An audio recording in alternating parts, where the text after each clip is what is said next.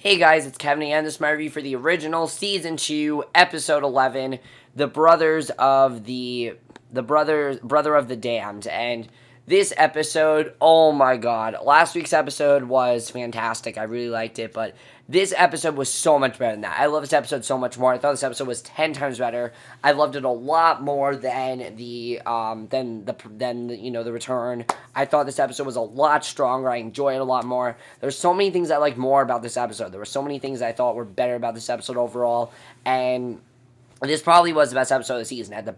It definitely had the best cliffhanger of the season so far. That was an amazing cliffhanger. Let's just get into it because this episode was absolutely crazy. So let's just get to it.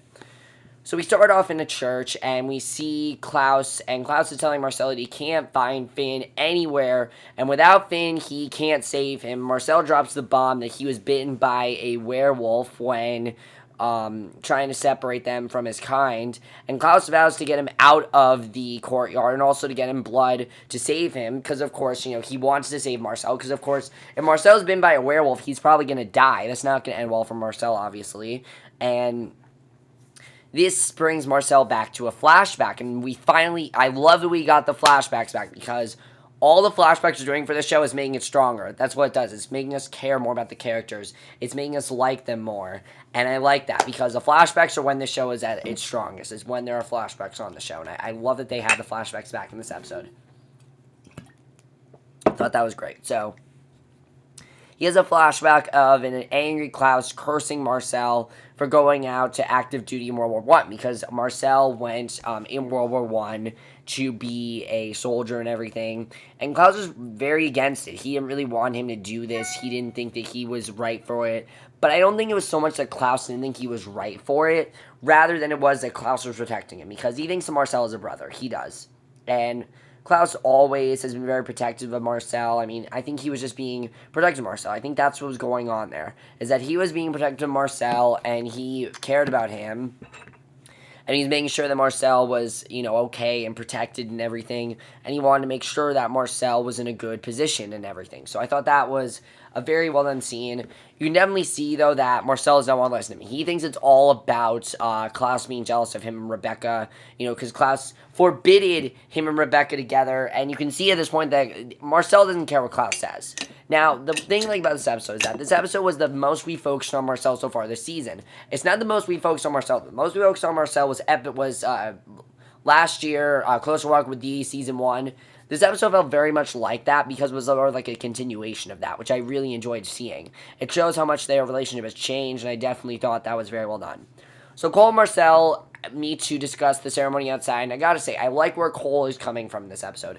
Cole is sort of in a bad position right now, because of course, in the last episode, Klaus ran out his whole thing with Rebecca, what he did to Rebecca and everything, and I didn't really know if anyone was going to trust Klaus, Cole. But now what it seems like Cole's trying to do is basically trying to get on everyone's good side. He's trying to get on everyone's good side. He's trying to make sure everyone trusts him and trying to be on the right side and everything. He's now working with Finn, and do I trust Cole still? Not 100%, but I think I will trust him if he stays on their side, which I think he is. I think he made this one bad mistake, and he knows it was a bad mistake, and he's trying to fix it. I think that's really what's going on there, is that he's trying to fix his mistakes, and I like seeing Cole trying to do that, because I think it's well done.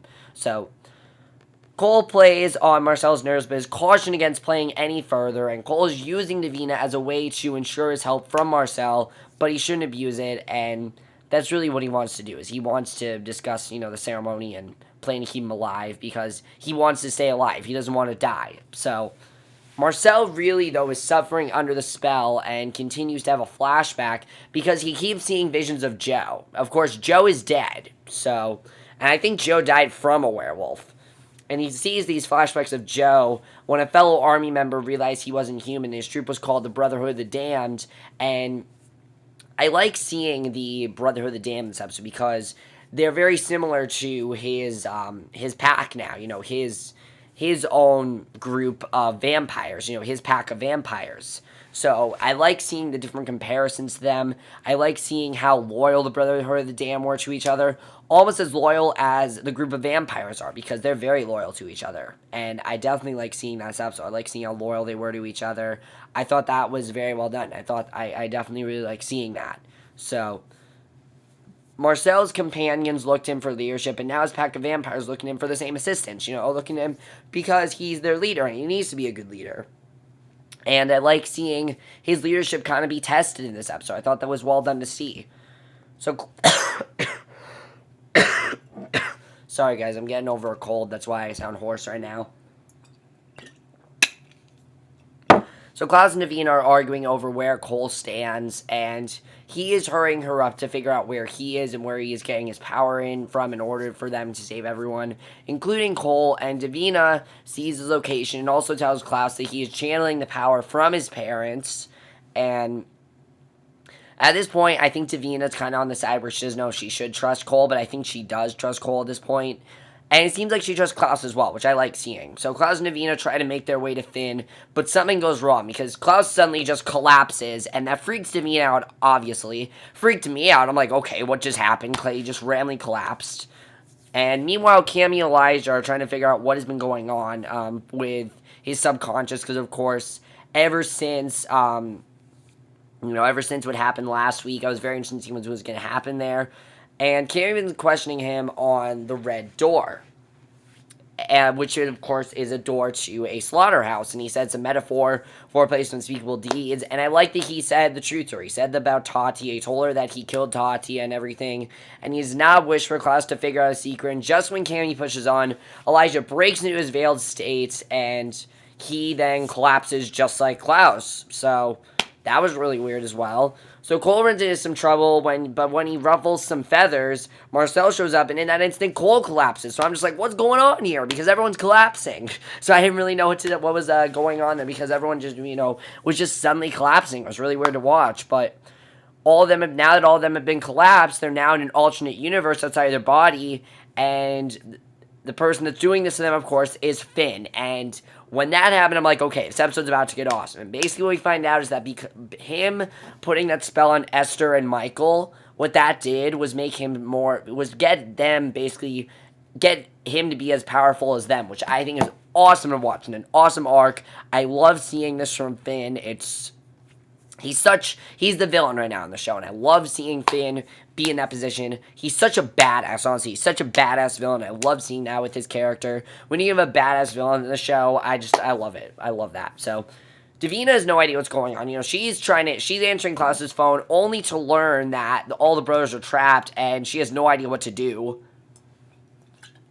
She talks to Cammy, but, of course, what's Cammy gonna know? I mean, Cammy doesn't have any powers. She's not anyway mortal. The only thing that can happen to her is that she can be, someone can go into her body. That's really the only thing, is that she has those holes in, her back or something. So, basically she has no idea what to do. Of course, so, they're trying to figure out what's going on there. And Finn refers to the place that all the brothers have been assembled as a prison. He thinks that they're basically in this prison now, sort of like a mind prison, which I thought was really cool to see. And Klaus asks Finn why they're in this prison. He tells them he wants them to know what it feels like to be powerless. And Finn, I like seeing that, because Finn really has been powerless. This is what Finn's role has been so far this season. Esther tells him to do it, he does it. Esther tells him to do something, he does it. Or everyone has tried to go against him, and they've defeated him very easily, and he's tired of it. So now that he has all the power, he wants them to feel powerless. That's what's going on there. So Finn plans on unleashing Marcel and the rest of the vampires and the Marchers, celebrating the quarter. And Marcel is busy and trying to keep Josh and his other vampires away from Cole, especially when Finn makes Cole's body... Sorry guys, I'm trying to get over this cold, but especially when Finn makes Cole's body very vulnerable, because what he does is he makes Cole get a bloody nose, and I mean, that was crazy when he did that, and it shows how powerful he really is, because they don't really think he's as powerful as he is, but then he shows Cole that, yeah, I can give you a bloody nose, so he means business. So Marcel is summoned back to his headquarters in a flashback, and, basically... his group and everything, they're on the attack and everything. And then he goes back to Klaus, and he greets him. And Klaus has brought Marcel some blood for him to feed on.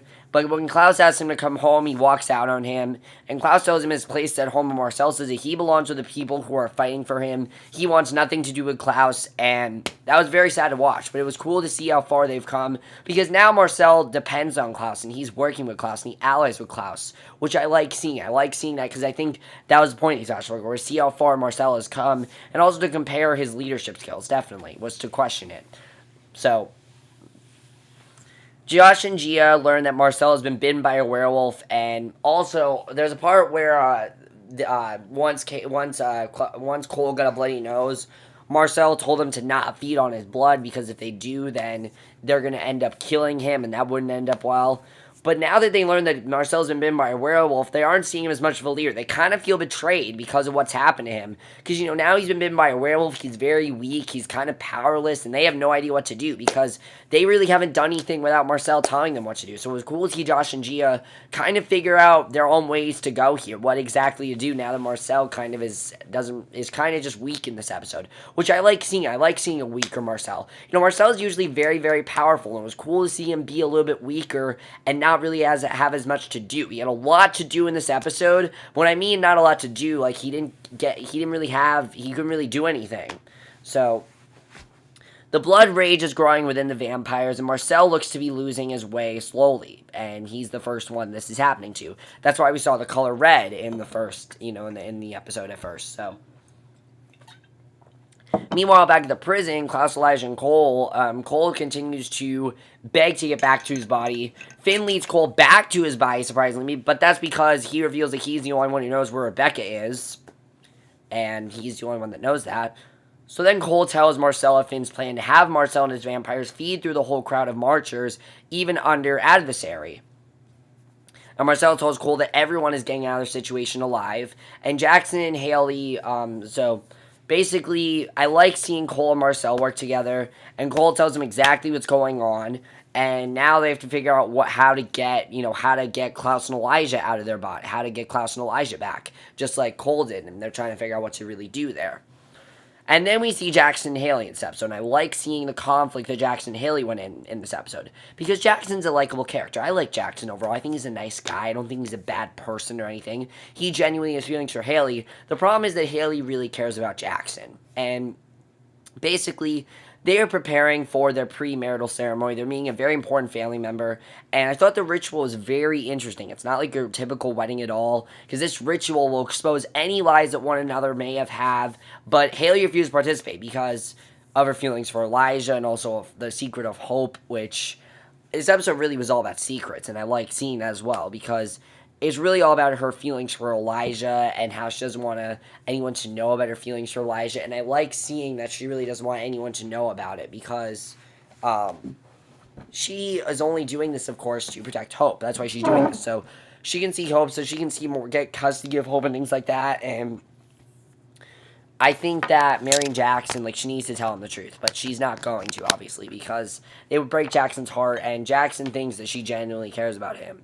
And he's going to definitely be pretty upset at her if he finds out that she was just doing this to get back to her daughter.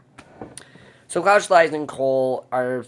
Oh, I already read that. So that's basically what's going on there. So Finn asks Klaus why he chose to murder his true father because he finds out that he murdered his father. And Finn realizes that Klaus is someone he cares for more than Rebecca and Elijah. And when he said that, I'm like, oh no, he's going to find out about Hope. And he knows he's hiding something big, and of course it's Hope, but Klaus is not telling him. He's trying to tell him, you don't have no idea what you're talking about. It's simply that I'm just protecting Rebecca and Elijah. That's all that's going on. It's not what you think. And Hayley begins walking away from Jackson. The reasoning behind it is the fact that she lived with the original family, whose secrets she also has to keep, and Jackson tells her that her secrets and his secrets are intertwined, and she would never have to fight them alone. Moving away from her better judgment, she takes his hand. And you can clearly see that she doesn't really want to tell him what's going on. And I like seeing that with Hayley. I like seeing her in this difficult position of not really knowing what to do, kind of unsure of her future, and not really knowing if she should continue this relationship with Jackson. Which after this episode, I don't know if she should. So Gia, meanwhile, is pretty upset at Marcel because Gia feels that Marcel lied to his vampires and betrayed them and questions how he could lead them because of what happened with him with a werewolf bite. And I understand why they're upset because Marcel literally told them that werewolves are the enemy. He told them werewolves are the enemy. We don't ally with werewolves. We stay away from them. They tried to ally together last week. It did not work. And now they feel betrayed because he's telling them on one hand, don't ally with werewolves, when at the same time he's now been bitten by one. So they don't know really what to listen to. And I like seeing that. So this next scene, though, was amazing. Honestly, might just be Charlie Michael Davis's best performance on the show. He's had some amazing scenes, but this just might be his best performance. This scene was amazing.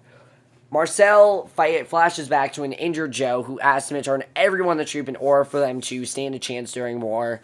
And back in the present, Marcel apologized to vampires, and basically, I love seeing him be the leader, because of what happened to Joe, because of course Joe was bitten by a werewolf, and he's uniting all of his soldiers, also like he unites the vampires, and he tells them that what he is doing will only make them stronger, and he's trying to keep them from breaking the code of feeding on locals. He does not want them to feed on anyone who is a regular citizen who's not a vampire. He doesn't want that to happen to them. And I like seeing Marcel making sure that does not happen. However, Gia reveals that he's dying and that there's no way that he's going to get out of this, that he's dying and he needs to accept that. And I like seeing that I like seeing Gia tell him that because it's true. He's dying and he needs to accept it. And he shakes it off with more reasoning. He raised them for the veil to be dropped, unleashing them into the public. He thinks everything's okay. He marches them out, and then he collapses because he's too weak. He's not going to be able to help them anymore. And that was just huge when we saw that. I mean, that was crazy when we saw what happened there. I mean, I didn't expect any of that to happen. I thought that was pretty insane what was going on.